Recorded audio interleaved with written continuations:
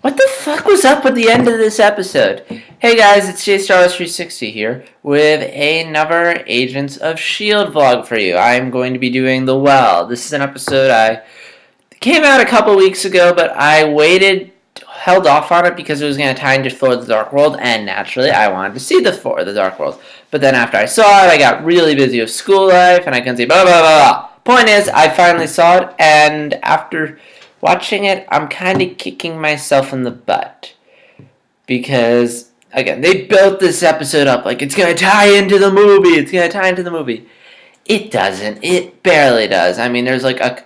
They just show some footage from the trailer in the opening, and then say there was this god who came here and did all this stuff, and now we have to clean up. And then there's just a couple minutes of them cleaning up debris, and then they get a call to go somewhere. That's it. That's the tie-in. Other than that, this episode has nothing to do with Thor: The Dark World, outside of the fact that they're dealing with Asgardian artifacts in this episode. There's like no tie-in to Thor: The Dark World. But aside from that, is it still a good episode? It's alright. So anyway, so I'm just gonna quickly summarize the episode in case you've forgotten what it is, or for some reason you're watching this video and you haven't seen the episode. But anyway, so the plot is there's these guys who are looking for pieces of the Berserker staff. This is a staff that if you're holding any piece, you'll get this.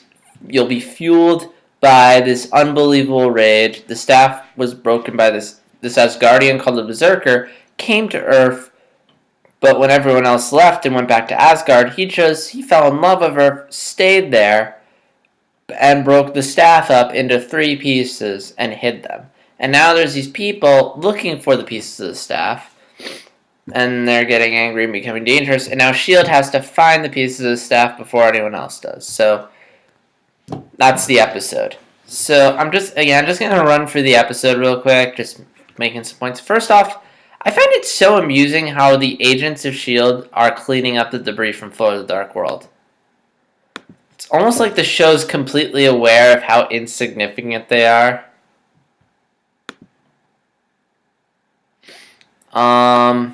Yeah.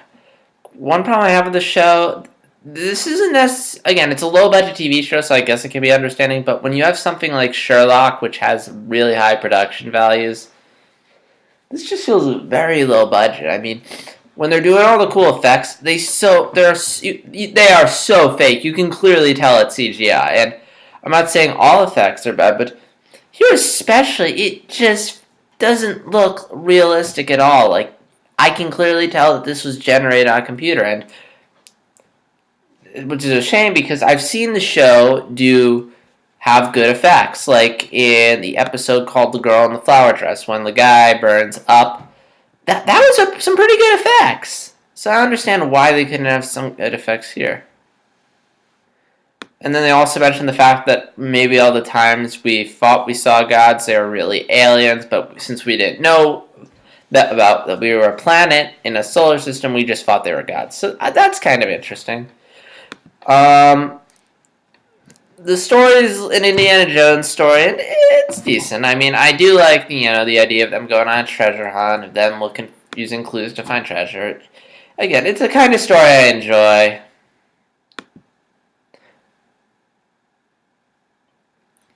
And so at one point during the episode, Agent Ward he touches a piece of the staff and it makes him filled with rage. It not only does it get him angry, but another thing the staff does, which we learn, is that it will shed light on things you try to suppress. So there's this one memory which we don't learn too much about. Maybe we'll learn more about it in a later episode, but there's this memory Ward is suppressed where there was this boy. I guess they were going to see how long he could survive in a well. And Ward wanted to help him. His friend's like, no, don't help him or I'll drown you. And then Ward lowered the rope even though the guy told him not to, and he didn't get there in time. The boy drowned. And Ward has been trying to suppress that memory so he can focus on his work, but now the staff has brought that to light. Now, I did find Ward's rage a bit annoying. I mean, it was a bit unreasonable. He was angry, a bit unreasonable that no one can figure out the staff's infected him and he's not himself. And Ward was kind of like a whiny little kid. But what I liked about it is that he was aware of his weakness. There's this really nice conversation in Coulson's office, which is really nice. Again, I don't remember exactly, but I just remember it was a really good conversation. Go back and watch that scene if you don't remember. It's really nice. And then there's this line Coulson says where, yes, he's dangerous because he has this, but he's aware of it. And I thought that was nice. And I guess the staff does bring about this interesting message of whether or not you should let your emotions get the better of you. Because at the end of the episode, Ming, the Asian woman whose name... Agent May. See, I finally learned her name. She wields the entire staff and is able to keep her calm. And Ward's like, how'd you do that? It's like, I deal with my pain every day.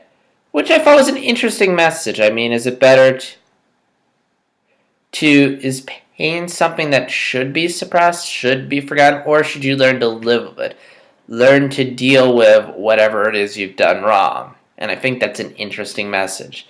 In what otherwise is just an alright episode. Let's see, I'm trying to think what else. Oh yeah, there was a special guest star in this episode. Actually, let me look up who he is real quick. Sorry. But yeah, there was a guy that they were using for information about the Berserker staff. And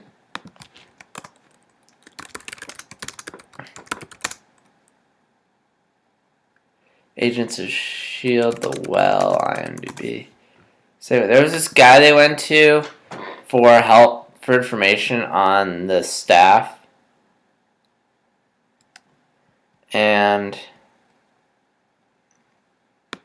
here he is, Peter McNichol.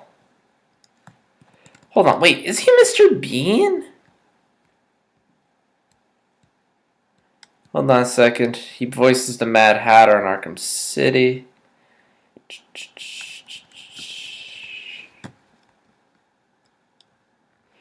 He was in Justice League.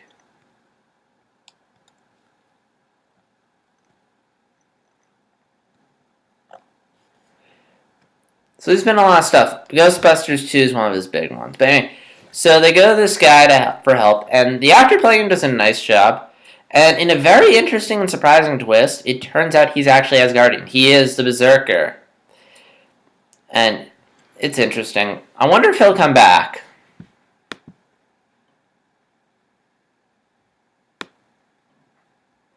That's Agent May. She was awesome when she was wielding the staff, although it was... I guess it's because I'm watching these on my computer and the quality is low for some reason. I have no idea how to lower it. It's like buffered at low. But it was a cool fight, but it was hard to see. It was really dark and there was not good lighting.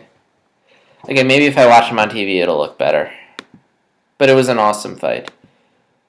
And they also Coulson mentions his death again, how he doesn't remember waking up in the hospital. But I don't know, it's... Either give us the full story or don't do it all. Don't give us the constant teases. Either drop more hints or give it the full story. Don't just have Coulson repeating the whole, I died once. It's annoying. It kind of makes me miss Avatar, where they just allude to the character's backstory like a couple times and then they'll give you the full story. But who knows? They better explain this soon, but when they do, there's probably going to be some more questions. And some people may have figured it out already. Maybe if I go back, there's like tons of hints I missed. I already know there have been some hints, but as to what the significance is, I don't know. So lastly, there's a couple things I want to talk about. Number one, Did Agent Ward and May hook up at the end when she like goes and they're in the hotel that they're staying at, I guess, while they're in Spain, and she walks into the room with a bottle of looked like alcohol, leaves the door open, Ward goes in after, and the door shuts. Were they fucking, or did they just? I don't know. Maybe it'll be explained next episode. Also, Agent Coulson as a nightmare. Again, showing like a bit of humanity in Coulson, that he's not just like Mr. Awesome. Again, dealing with the fact that he died. Funny story. I actually thought that was a commercial at first because I was busy doing something else. I thought maybe it was another ad playing, but I was like, wait a minute, is that Agent Coulson? But nope, it was actually part of the episode. So, yeah, so this episode was. I liked it. No, I didn't like it. I found it was alright. Again, I really don't care for that many of the characters. The stories are like an hour long, and most of them are just filler episode. I mean, maybe they'll come back, but as of right now, there's been a lot of filler. I mean, let's see. Okay, the hub, I guess, wasn't filler, but if Rising Tide is the main plot, then we've gone like 3 episodes now without dealing with them. But the next episode is repairs, so maybe that won't be different. So, this is JStar360. I'll see you guys in the next vlog.